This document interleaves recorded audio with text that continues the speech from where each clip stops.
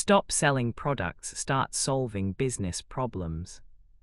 Here's something that took me years to figure out, and I wish somebody had told me this on day one. The reason most salespeople struggle is not because they don't know their product well enough. It's not because they lack confidence. It's not because they need better closing techniques.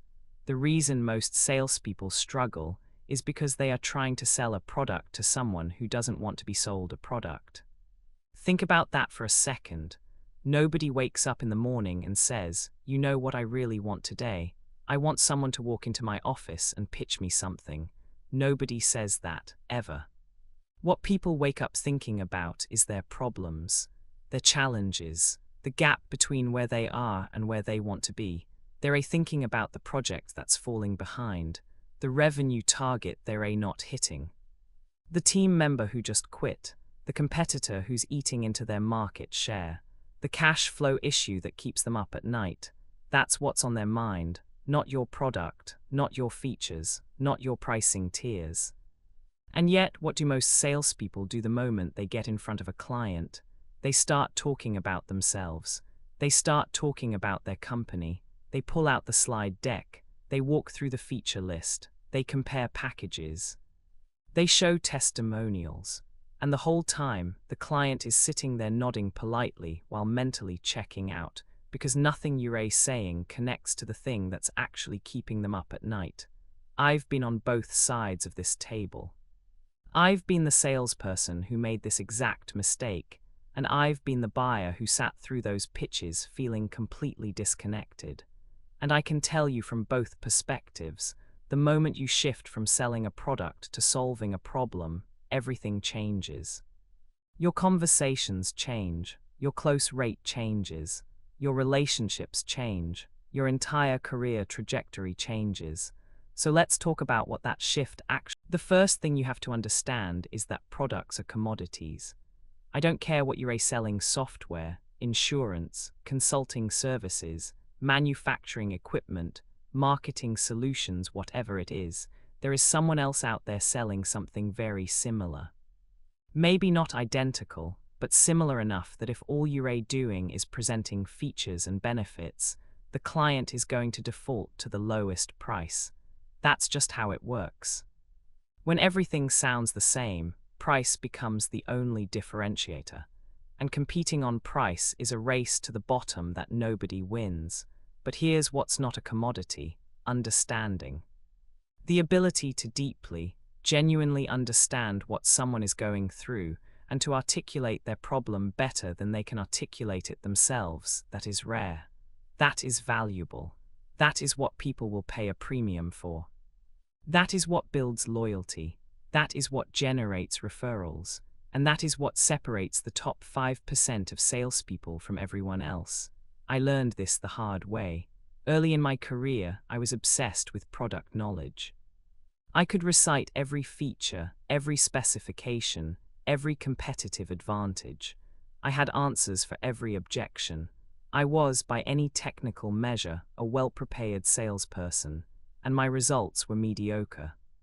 Because I was showing up to conversations armed with answers to questions nobody was asking. The turning point came when I started shutting up and listening. Not the fake kind of listening where you're just waiting for the person to stop talking so you can jump in with your pitch. Real listening, the kind where you're genuinely curious about what this person is dealing with, where you're asking follow-up questions not because a sales training told you to, but because you actually want to understand. Where you're taking notes not to fill out a CRM field, but because what this person is telling you matters. When I made that shift, something remarkable happened. Clients started opening up. They started telling me things they hadn't told other vendors. They started saying things like, I hadn't really thought about it that way before. They started leaning in instead of leaning back. And deals that would have taken months started closing in weeks because the client felt understood. They felt like I was on their side. Now let me get specific about what solving business problems actually means, because it's easy to say and much harder to do. The first step is diagnosis before prescription. This is something the medical profession figured out centuries ago. No competent doctor walks into an exam room and says, "I've got this great medication, let me tell you about it." They ask questions, they run tests. They listen to symptoms, they look at history, they form a hypothesis, and only then do they recommend a treatment. Sales should work exactly the same way. Before you ever mention your product, you need to understand the patient, in this case, the client. What are the symptoms they're experiencing? What's the underlying cause? How long has this been going on? What have they tried before? What worked and what didn't? What does success look like to them? What's the cost of doing nothing? That last question, by the way, is one of the most powerful questions you can ask in any sales conversation. What's the cost of doing nothing? Because most people don't calculate that. They think about the cost of your solution, but they never think about the cost of the problem continuing. And when you help them see that number, when you help them quantify the pain of the status quo, the investment in your solution suddenly looks very different. Let me give you an example. Say you're selling a project management platform to a mid-sized company. The old approach would be to demo the software, show them the dashboard, talk about integrations, mention the AI features. Compare your pricing to Asana and Monday.com. The problem-solving approach looks completely different. You start by asking questions. How are you currently managing projects? Where do things typically break down? What happens when a project falls behind schedule? How much time does your team spend in status update meetings? What's the average cost of a project delay for your company? Have you ever lost a client because of a missed deadline? Now you're having a completely different conversation. You're not talking about software. You're talking about their business. You're talking about real money. You're talking about real consequences. And when you eventually... Here's another piece of this that most people miss. When you solve problems instead of selling products, you naturally move upstream in the organization. Product buyers are usually middle-level managers with limited budgets and limited authority.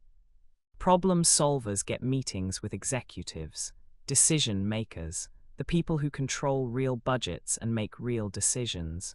Why? Because executives don't care about products. They care about outcomes.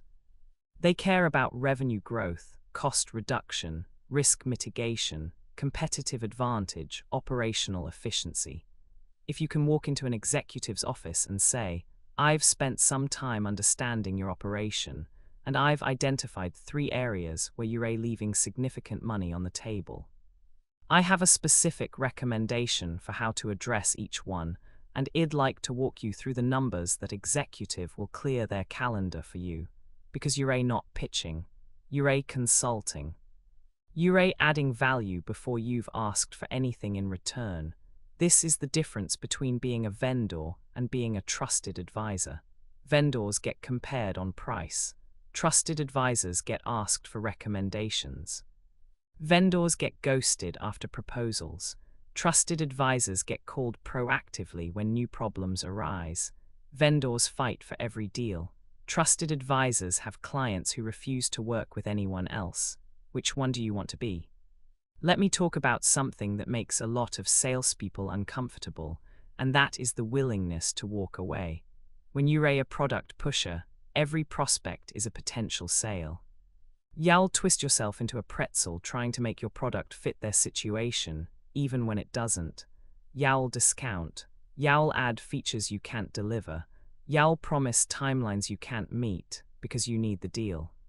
When you're a problem solver, you have the confidence to say, based on what you've told me, I don't think we're the right fit for this particular challenge, but let me recommend someone who might be able to help. That takes courage. It also builds an extraordinary amount of trust, because the client now knows that your recommendations are genuine. They know you're not just saying whatever it takes to close the deal. And ironically, they'll come back to you when they do have a problem you can solve. They'll come back specifically because you were honest the first time. I've had some of my best client relationships start with me telling someone I wasn't the right solution. They remembered that, they told other people.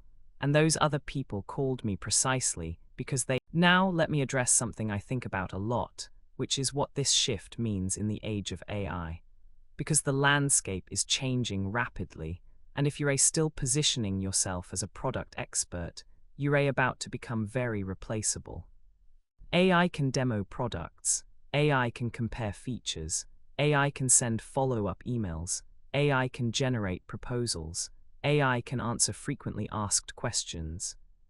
All of that transactional work that many salespeople have built their careers on AI is going to do it faster, cheaper, and without needing a lunch break. But you know what AI cannot do? AI cannot sit across from a human being and feel the weight of what they're going through. AI cannot read the micro-expression that flashes across a CEO's face when you ask about succession planning. AI cannot sense the tension between two co-founders who disagree on strategy. AI cannot build the kind of trust that makes someone say, "I don't need to see the other proposals. I trust your recommendation. Let's go." That's the human layer. That's the problem-solving layer. And that is where your future lives. Not in product knowledge, AI has more of that than you ever will. Not in process efficiency, AI will always be faster. Your future is in your ability to understand human problems, to connect on a human level, and to guide people through decisions that have real consequences for their lives and their businesses. So if you're thinking about where to invest your development time, stop memorizing feature lists. Start studying psychology. Start studying business strategy. Start studying financial literacy. Let me talk about the practical mechanics of how you shift your conversations from product-centered to problem-centered, because theory without application is just philosophy. The first tool is what I call diagnostic questioning. These are not the superficial qualifying questions that most sales trainings teach you. What's your budget? What's your timeline? Who's the decision maker? Those are logistics questions. They're important, but they don't build understanding. Diagnostic questions go deeper. They explore the current state, the desired state, and the gap between the two. They uncover not just what the problem is, but why it matters, how long it's been going on, who it affects, what they've tried before, and what happens if it doesn't get resolved. Here's a framework I use. Start with the situation. Where are things right now? Then move to the impact. What is this costing you in money, in time, in opportunity, in stress? Then explore the ideal. If you could wave a magic wand and design the perfect outcome, what would it look like? And finally, the bridge. What would need to be true for you to move from where you are to where you want to be? That sequence: situation, impact, ideal, bridge is incredibly powerful because it accomplishes several things simultaneously. It gives you all the information you need to craft a relevant solution. It makes the client feel heard and understood. It helps the client clarify their own thinking, which they'll thank you for. And it naturally leads to your recommendation without any awkward transition into selling mode. The second tool is what I call the echo and expand technique. When a client says something significant, and you'll know it when you hear it, because there will be emotion behind it, don't just nod and move on. Echo their words back to them and then expand. Ask them to tell you more. Ask what that means for them personally. Ask how it affects their team, their family, their future plans. For example, a client might say, "We lost 2 major accounts last quarter." Most salespeople would hear that and immediately jump to, "Well, our solution can help with client retention." Wrong move. Instead, try this. "You lost 2 major accounts last quarter. That must have been a tough period. What do you think?" The third tool is the impact quantification exercise. Most clients know they have a problem, but they haven't put a number on it. Your job is to help them do that because decisions are made with numbers. Walk them through the math. You mentioned your team spends about 15 hours a week on manual reporting. That's across how many people? 5. So that's 7 to 5 hours a week, roughly 300 hours a month. What's the average fully loaded cost per hour for those team members? $60. So we're looking at about $18,000 a month, or over $200,000 a year, just on manual reporting. And that doesn't even include the opportunity cost of what those people could be doing instead. Now the client isn't looking at your $12,000 annual subscription as an expense. They're looking at it as a way to recapture over $200,000 in productivity. The product hasn't changed. The math hasn't changed. But the framing has changed entirely because you took the time to understand and quantify their specific problem. There's something else I want to address, and it's a mistake I see even experienced salespeople make. They understand the concept of problem-solving selling, so they ask good diagnostic questions in the first meeting. But then they go away, put together a proposal, come back, and deliver a completely generic presentation that could have been for any client. All that beautiful diagnostic work wasted. If you're going to invest the time to deeply understand someone's situation, your solution presentation needs to reflect that understanding on every single page. Don't start with about our company. Start with what we heard from you. Literally play back their problems in their own language before you present anything. Show them you were listening. Show them you remember. Show them their situation is unique to you, not just another deal in your pipeline. Then, and only then, present your recommendation, and frame every single element of your recommendation in terms of the specific problems it addresses. Not our platform includes real-time analytics instead. You told us that delayed reporting has cost you 2 major accounts in the past year. Our real-time analytics ensure that you catch warning signs within hours, not weeks, so you can. I want to share something personal here, because I think it's relevant to this conversation. I spent a big portion of my career trying to sell myself, my skills, my ideas, my software. And for a long time, I was frustrated because I felt like the world wasn't recognizing my value. I'd put together these beautiful demonstrations of what I could do, and people would nod politely and then move on. The breakthrough came when I stopped trying to showcase my capabilities and started focusing on other people's problems. When I stopped saying here's what I can do and started saying here's what I notice you're struggling with, and here's a thought on how to address it. That shift changed everything, not just in sales, but in how I build relationships, how I create content, how I think about my role in other people's lives. Because here's the truth that took me way too long to learn. Nobody cares what you can do until they believe you understand what they need. Your resume doesn't matter. Your portfolio doesn't matter. Your credentials don't matter. Not until the other person feels seen, feels heard, feels understood. Once they feel that, they'll trust you with far more than you ever could have earned through demonstration alone. This applies whether you're selling enterprise software, consulting services, or yourself as a professional.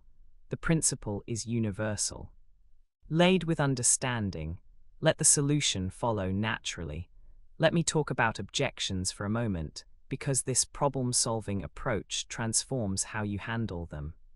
When you're a product seller and someone says it's too expensive, you panic, you start discounting, you start justifying, you start comparing to competitors, you're on the defensive.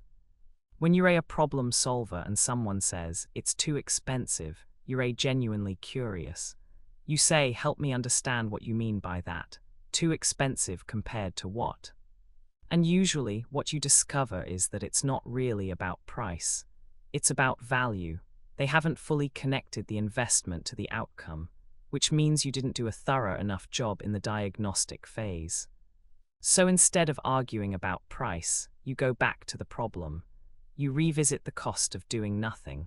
You remind them of their own words you mentioned, that this issue is costing you roughly $200,000 a year. The solution we're discussing is a fraction of that. Help me understand where the disconnect is. Most of the time, the objection dissolves, not because you argued better, but because you redirected the conversation. The same applies to I need to think about it. A product seller hears that and says, of course, take your time, then goes home and stresses for 3 weeks. A problem solver hears that and says, "Absolutely, this is an important decision. Can you share with me what specific aspects you want to think through? I might be able to provide some additional perspective that helps your evaluation." Now you're not being pushy, you're being helpful, you're still solving problems. And more often than not, the client will tell you exactly what's holding them back, which gives you a chance to address it right there. I also want to challenge a common assumption in the sales world, which is that the best salespeople are great talkers. That is absolutely categorically false. The best salespeople are great listeners. The best salespeople talk less than their clients do in any given meeting. They ask questions, they take notes, they pause, they reflect back what they've heard. They create space for the other person to think out loud. There's a reason for this, and it goes beyond just gathering information. When someone feels truly listened to, when they feel like the person across from them is genuinely trying to understand, not just waiting to respond, something neurological happens. Their defenses drop, their prefrontal cortex engages more fully, they become more creative, more honest, more collaborative. They start seeing you as an ally rather than an adversary.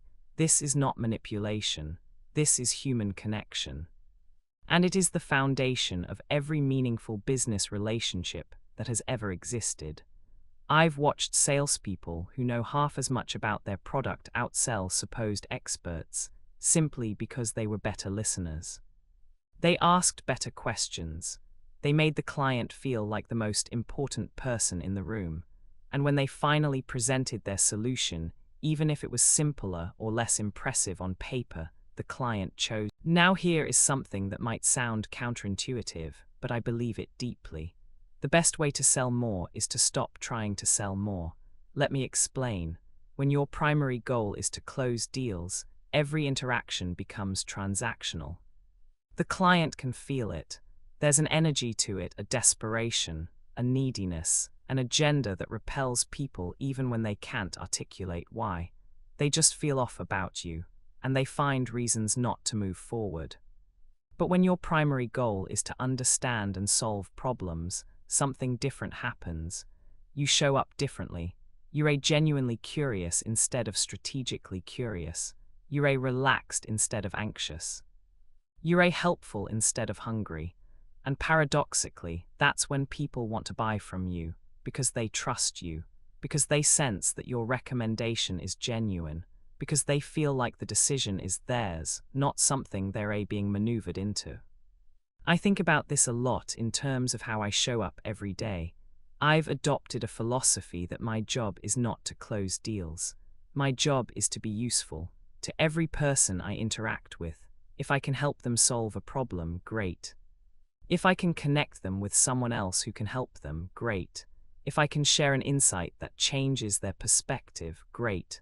The deals come as a natural byproduct of being genuinely useful over time.